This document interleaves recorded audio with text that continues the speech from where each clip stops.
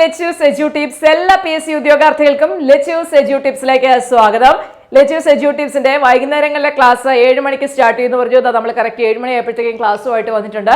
അപ്പം ഈ ഒരു ക്ലാസ്സിൽ നമ്മൾ ഇന്ന് ഡിസ്കസ് ചെയ്യാൻ പോകുന്ന കറണ്ട് അഫയേഴ്സിന്റെ ടോപ്പിക്കാണ്. ഒത്തിരി പിള്ളേർ ചോദിക്കാറുണ്ട് കറണ്ട് അഫയേഴ്സ് PSCയുടെ ഏത് എക്സാമിനേഷൻ എടുത്താലും മോസ്റ്റ് ഇമ്പോർട്ടന്റ് ആയിട്ടുള്ള ഒരു ടോപ്പിക്കാണ് എന്ന് പറയുന്ന കറണ്ട് അഫയേഴ്സ്.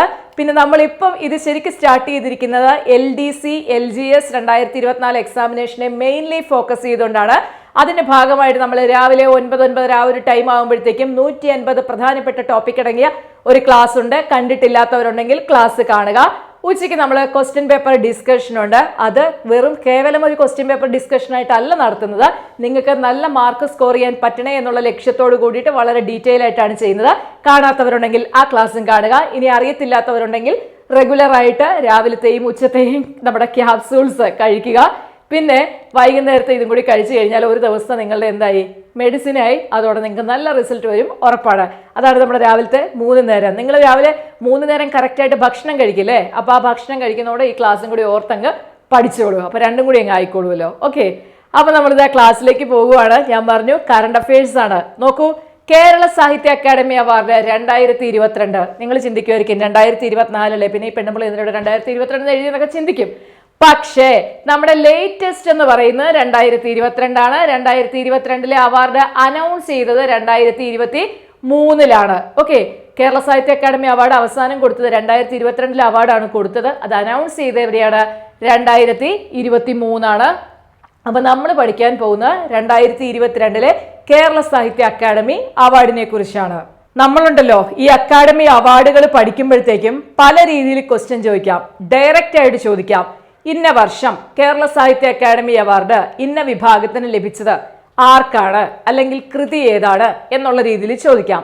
അല്ലെങ്കിൽ PSC ചോദിക്കുന്ന ഒരു കാര്യം, ഏതെങ്കിലും ഒരു കൃതി തന്നിട്ട് ഇതിന്റെ രചയിതാവ് ആര് എന്നുള്ള രീതിയിൽ ക്വസ്റ്റ്യൻ വരാറുണ്ട്. മനസ്സിലായോ? ഇങ്ങനെ PSCക്ക് അതിൻ്റെതായ ഇഷ്ടമുള്ള രീതിയിലൊക്കെ നമ്മളോട് ക്വസ്റ്റ്യൻ ചോദിക്കാം. അപ്പൊ എങ്ങനെ ക്വസ്റ്റ്യൻ ചോദിച്ചാലും നമ്മുടെ മാർക്ക് പോകാൻ പാടില്ല. അതുകൊണ്ട് നമ്മൾ എന്ത് ചെയ്യണം? അത് നല്ല വൃത്തിക്കും മെനയ്ക്കും പഠിച്ചെടുത്തേ പറ്റുള്ളൂ. അതുകൊണ്ട് ഇത് ചുമ്മാ അങ്ങ് കളയാനുള്ള ഒരു ടോപ്പിക് അല്ല. നിങ്ങൾക്ക് കറണ്ട് അഫയേഴ്സിൽ മസ്റ്റായിട്ടും നിങ്ങൾ ഉൾപ്പെടുത്തി പഠിക്കേണ്ട ഒരു ടോപ്പിക്കാണ്. അതിൻ്റെതായ സീരിയസ്നെസ്സോട് കൂടി വേണം ഇത് പഠിക്കാൻ. പിന്നെ ഒരു കാര്യം, ചില പിള്ളേരൊക്കെ നമുക്ക് ഈ കമൻറ്റിനകത്ത് ഞാൻ നോക്കാറുണ്ട്. കമൻ്റ് എല്ലാം തന്നെ ഞാൻ വായിക്കുന്നുണ്ട്. അപ്പോൾ കമൻറ്റ് വായിക്കുമ്പോൾ ഞങ്ങൾക്കുള്ള കാര്യമാണ്, ഇനി പഠിച്ചാൽ കിട്ടുമോ? ഇനിയും പഠിച്ചാൽ കിട്ടും. പക്ഷെ അത് നിങ്ങളാണ് ചിന്തിക്കേണ്ടത്. ഞാനോ അല്ലെങ്കിൽ മറ്റ് അധ്യാപകരോ ഒക്കെ ഇങ്ങനെ ക്ലാസ് എടുത്തിട്ട് കാര്യമില്ല. അതിനകത്ത് നമുക്കിങ്ങനെ തരാനേ പറ്റുള്ളൂ. പഠിക്കുന്ന നിങ്ങളാണ് തീരുമാനിക്കേണ്ടത് നിങ്ങൾക്ക് പഠിക്കണം എന്നുള്ളത്. പലർക്കും പല രീതിയിലുള്ള ബുദ്ധിമുട്ടുകൾ ഉണ്ടായിരിക്കും. നമ്മളെ ചില കുട്ടികളൊക്കെ ചിലപ്പോൾ വിളിച്ച് സംസാരിക്കാനായിട്ട് സമയമില്ല, അതുകൊണ്ടാണ് ഫോൺ എടുക്കാത്തത്. ഇഷ്ടമാണ് എല്ലാവരോടും സംസാരിക്കാനെല്ലാം. പക്ഷെ അതിനെ നേരിട്ട് കണ്ടിട്ടുള്ളവർക്കറിയാം നമ്മൾ നല്ലപോലെ സംസാരിക്കുന്ന ഒരാളാണ്. പക്ഷേ സമയക്കുറവുകൊണ്ടാണ് അങ്ങനെ ഞാൻ എപ്പോഴും പറയണത്, വിളിക്കണ്ട, നിങ്ങൾക്ക് എന്തെങ്കിലും ഉണ്ടെങ്കിൽ വാട്സാപ്പ് മെസ്സേജ് വെച്ചോളാം പറയുന്നത്. അപ്പോൾ പിള്ളേരിങ്ങനെ ചിലരൊക്കെ ഒത്തിരി ബുദ്ധിമുട്ടുകൾ പറയും. കുഞ്ഞുങ്ങളുണ്ട്, അപ്പോൾ അത് ബുദ്ധിമുട്ടെന്നല്ല, കുഞ്ഞുങ്ങളുള്ളതുകൊണ്ട് അവർക്കിടയ്ക്ക് അസുഖം വരുന്നു, അല്ലെങ്കിൽ അവരെ നോക്കേണ്ട കാര്യങ്ങളൊക്കെ കൊണ്ട് പഠിക്കാൻ പറ്റുന്നില്ല. ചിലർ ജോലിക്ക് പോകുന്നവരുണ്ട്, അത് ബോയ്സും പറയുന്ന ഒരു കാര്യമാണ്. പിന്നെ വീട്ടിൽ കുറച്ച് ബുദ്ധിമുട്ടുകൾ ഇപ്പോഴും നമുക്ക് ചില വീടുകളിലൊക്കെ നമ്മുടെ അമ്മായിയമ്മ പോരും അമ്മായിയച്ഛൻ പോരും ഒക്കെ ഉള്ള വീടുകൾ ഇപ്പോഴും ഉണ്ടെന്ന് എനിക്ക് പിള്ളേരുടെ മെസ്സേജിൽ നിന്നാണ് മനസ്സിലാവാറ്. അപ്പം അതിൻ്റെതായ ബുദ്ധിമുട്ടുകൾ, അങ്ങനെ ഒരു വ്യക്തിയെ സംബന്ധിച്ച് പല രീതിയിലുള്ള ബുദ്ധിമുട്ടുകൾ കാണും. അതിപ്പം നിങ്ങൾ മനസ്സിലാക്കേണ്ട കാര്യം, നിങ്ങൾക്ക് ഒരാൾക്ക് മാത്രമല്ല ഈ ബുദ്ധിമുട്ടുള്ളത്, ഞങ്ങൾക്കും ഉണ്ട്, എല്ലാവർക്കും ഉണ്ട്. ഒരു കുടുംബത്തിൽ നമ്മൾ താമസിക്കുമ്പോൾ നമുക്ക് എല്ലാവർക്കും ഒരുപാട് ഇഷ്യൂസ് ഉണ്ടാവും. അല്ലാതെ പൂർണ്ണമായും സന്തോഷത്തോടു കൂടിയും 24 മണിക്കൂറും ഫുൾ കൺസ്യൂം ചെയ്യാൻ കിട്ടുന്ന ഒരു രീതിയിലല്ല എല്ലാവരുടെയും ലൈഫ്. അത് നിങ്ങൾ മനസ്സിലാക്കണം. ഞാൻ ആ പിള്ളേരോട് ഒന്ന് പറയുക കേട്ടോ. ബാക്കിയുള്ളവർ ഒന്ന് തൽക്കാലം നിങ്ങൾക്ക് കേൾക്കണമെങ്കിൽ സ്കിപ്പ് ചെയ്ത് വിട്ടോളൂ. ഞാൻ അങ്ങനെ ബുദ്ധിമുട്ടുള്ളവരെ ഉദ്ദേശിച്ച് എന്നോട് അവർ മെസ്സേജ് അയക്കുകയൊക്കെ ചെയ്യുന്നത് കൊണ്ട് ഞാൻ പറഞ്ഞു പോകുന്നതാണ്. അപ്പം നിങ്ങളൊക്കെ മനസ്സിലാക്കേണ്ടതെന്ന് പറഞ്ഞു കഴിഞ്ഞാൽ, നമ്മുടെ ചുറ്റും ഒരുപാട് തടസ്സങ്ങൾ വരും. ആ തടസ്സങ്ങൾ, അയ്യോ ഇത് തടസ്സം, അങ്ങോട്ട് തിരിഞ്ഞാൽ തടസ്സം, ഇങ്ങോട്ട് തിരിഞ്ഞാൽ തടസ്സം എന്ന് പറഞ്ഞ് നമ്മൾ നിന്നാൽ ഈ തടസ്സങ്ങളെ പറ്റി മാത്രം ഓർത്ത് വറീഡായിട്ട് നമ്മളുടെ ജീവിതം അല്ലെങ്കിൽ നമ്മൾ നല്ല സമയം പോത്തേ ഉള്ളൂ. അതുകൊണ്ട് ഇത് മനസ്സിലാക്കുക, എല്ലാവർക്കും ഓരോരോ രീതിയിലുള്ള തടസ്സങ്ങളുണ്ട്. ചിലപ്പോൾ നിങ്ങൾ അനുഭവിക്കുന്നതിനേക്കാൾ ഇരട്ടി തടസ്സങ്ങളായിരിക്കും ഞാൻ അനുഭവിക്കുന്നത്. അങ്ങനെ ഓരോ വ്യക്തിക്കും ഓരോരോ രീതിയിലുള്ള ബുദ്ധിമുട്ടുകളുണ്ട്. അപ്പം നമ്മൾ അതേ ഓർത്തുകൊണ്ട് ഇരുന്ന് കഴിഞ്ഞാൽ നമ്മളുടെ കാര്യം നടക്കില്ല. അതുകൊണ്ട് നിങ്ങളുടെ വീട്ടിൽ ഇപ്പോൾ നിങ്ങൾ മാരീഡ് ആയിട്ടുള്ള വ്യക്തിയാണെങ്കിൽ, മക്കളുള്ളവരാണെങ്കിൽ, നിങ്ങൾ ഒരു കറക്റ്റ് ഒരു ടൈം ടേബിൾ നിങ്ങളായിട്ട് ക്രിയേറ്റ് ചെയ്യുക. ചിലപ്പോൾ നമുക്ക് ഇച്ചിരി വെളുപ്പിനെയൊക്കെ എഴുന്നേൽക്കേണ്ടി വരും, അല്ലെങ്കിൽ രാത്രി ലേറ്റ് ആയിട്ട് കിടക്കേണ്ടി വരും. അതൊക്കെ അഡ്ജസ്റ്റ് ചെയ്തിട്ട് നിങ്ങൾ എന്ത് ചെയ്യുക, വീട്ടിലെ കാര്യങ്ങളും കൂടി നോക്കി നിങ്ങൾക്ക് പഠിക്കാനുള്ള സമയവും നിങ്ങൾ കണ്ടെത്തുക. ഇപ്പോൾ ഒരു യൂട്യൂബ് ക്ലാസ് എന്നൊക്കെ പറയുമ്പോൾ നിങ്ങൾക്ക് എന്ത് ഈസിയാണ്, നിങ്ങൾക്ക് വെളിയിൽ പോകണ്ട, ഡ്രസ്സ് ചേഞ്ച് ചെയ്ത് അല്ലെങ്കിൽ വണ്ടിക്കൂലി മുടക്കി വേറൊരു ഇൻസ്റ്റിറ്റ്യൂട്ടിൽ കൊണ്ട് ഒത്തിരി പൈസ കൊടുത്ത് അങ്ങനെ ഒന്നും പഠിക്കണ്ടല്ലോ. നിങ്ങളുടെ കയ്യിലിരിക്കുന്ന ഫോൺ നോക്കാനായിട്ടൊരു സമയം ഉണ്ടാക്കുക, അതാണ് വേണ്ടത്. അപ്പം നിങ്ങൾ തന്നെ ആ സമയം സൃഷ്ടിക്കുക കേട്ടോ. ഇനി പോയിന്റിലേക്ക് വരാം. അല്ലെങ്കിൽ എന്നാ വെച്ചാൽ പറഞ്ഞ് സമയം പോകും, പഠിക്കാൻ വേണ്ടി അതിനുവേണ്ടി മാത്രമായിട്ട് ചിലവഴിക്കുന്നവർക്ക് ഇഷ്ടപ്പെടത്തില്ല. അപ്പം എനിക്ക് മെസ്സേജ് അയച്ചവരെ ഉദ്ദേശിച്ച് പറഞ്ഞതാണ് കേട്ടോ. അപ്പം അങ്ങനെ ബുദ്ധിമുട്ടുകളുണ്ടെങ്കിൽ മാറ്റിവെക്കുക, പഠിക്കുക. വാ നമുക്ക് പോകാം. നമ്മൾ പറയാൻ പോകുന്നത് എന്താണ്, Kerala Sahitya academy award latest current അഫയേഴ്സിൽ ഉൾപ്പെടുത്തി പഠിക്കുന്ന ഒരു ഭാഗമാണ്. ഇതിലേക്ക് പോകാം. മികച്ച നോവല്, ഇത് ഒത്തിരി വിഭാഗങ്ങളിലായിട്ടാണ് കൊടുക്കുന്നത് കേട്ടോ. ആദ്യം തന്നെ പറഞ്ഞോട്ടെ, നോവലുണ്ട്, യാത്രാവിവരണമുണ്ട്, ജീവചരിത്രം അല്ലെങ്കിൽ ആത്മകഥയ്ക്കുണ്ട്, ബാലസാഹിത്യമുണ്ട്, ചെറുകഥയുണ്ട്, കവിതാ സമാഹാരമുണ്ട്. ഇങ്ങനെ പല മേഖലകളിലായിട്ടാണ് തിരിച്ച് അവാർഡ് കൊടുക്കുന്നത്. അപ്പം മികച്ച നോവലിനുള്ള 2022 കേരള സാഹിത്യ അക്കാദമി അവാർഡ് ലഭിച്ചത് വി ഷിനിലാലിനാണ്. വി ഷിനിലാലിന്റെ സമ്പർക്ക ക്രാന്തി എന്ന നോവലിനായിരുന്നു അവാർഡ്. ഇപ്പൊ 2022 കേരള സാഹിത്യ അക്കാദമി അവാർഡാണ് ലേറ്റസ്റ്റ് കൊടുത്തിരിക്കുന്നത്. അതില് വി ഷിനിലാലിന്റെ സമ്പർക്ക ക്രാന്തി എന്ന നോവലാണ് മികച്ച നോവല്. അപ്പൊ വേണമെങ്കിൽ PSCക്ക് നമ്മളോട് ക്വസ്റ്റ്യൻ ചോദിക്കാം.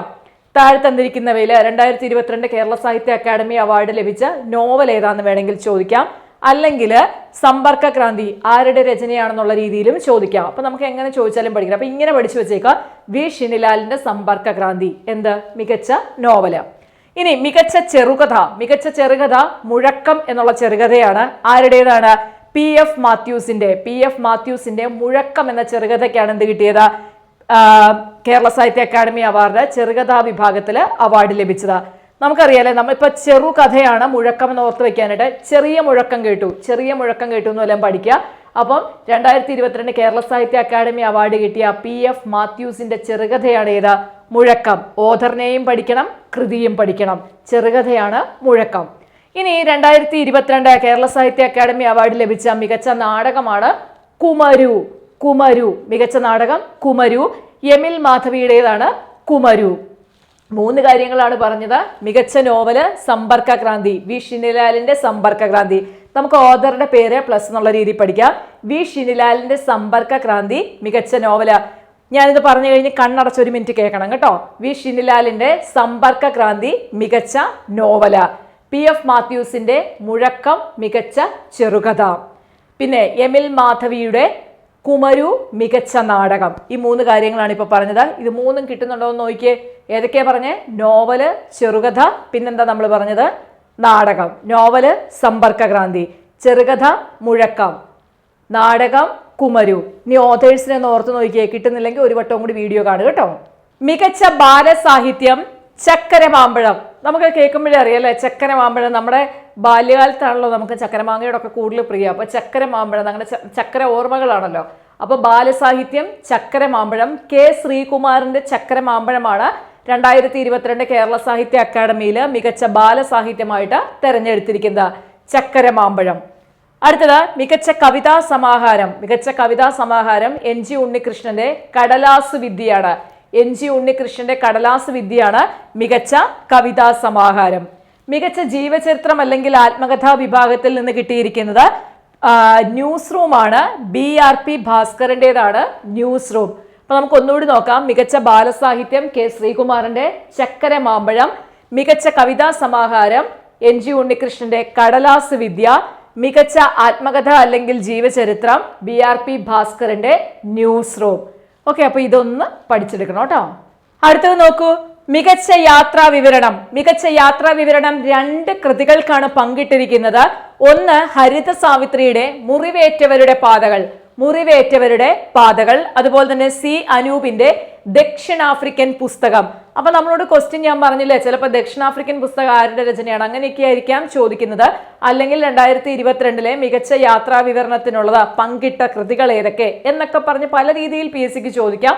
അപ്പൊ അതുകൊണ്ട് പഠിച്ചു വെക്കണം കേട്ടോ. അപ്പൊ മികച്ച യാത്രാ വിവരണം മുറിവേറ്റവരുടെ പാതകൾ, അതുപോലെ തന്നെ ദക്ഷിണാഫ്രിക്കൻ പുസ്തകം. C. അനൂപിന്റെയാണ് ദക്ഷിണാഫ്രിക്കൻ പുസ്തകം. ഹരിത സാവിത്രിയുടെയാണ് മുറിവേറ്റവരുടെ പാതകൾ.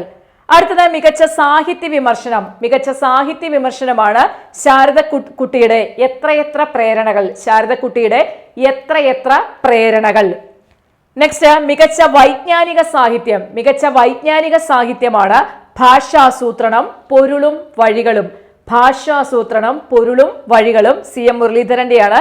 അതുപോലെ തന്നെ സേതുരാമൻ IPSന്റെ മലയാളി ഒരു ജനിതക വായന.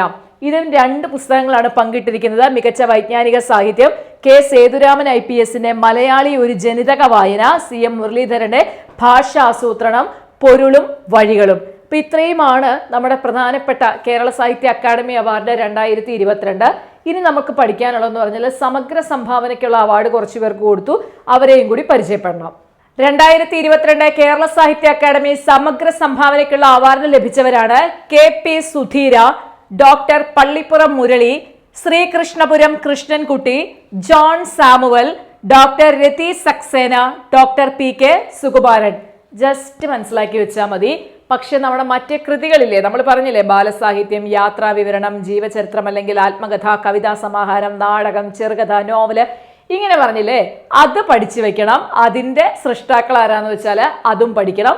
ഇത് ജസ്റ്റ് ഒന്ന് പേര് നോക്കി മാത്രം ഒന്ന് അറിഞ്ഞു വെച്ചാൽ മതി, അത്ര ഇമ്പോർട്ടൻ്റ് അല്ല. പക്ഷെ മറ്റേ കൃതികളും അതിൻ്റെ കർത്താക്കളും ഏത് വിഭാഗത്തിനാണ് കിട്ടിയതെന്നും പഠിച്ചു വെക്കണം. ഓക്കെ, അപ്പം നന്നായിട്ട് പഠിക്കാനായിട്ട് പറ്റട്ടെ എന്ന് ആശംസിക്കുന്നു. താങ്ക്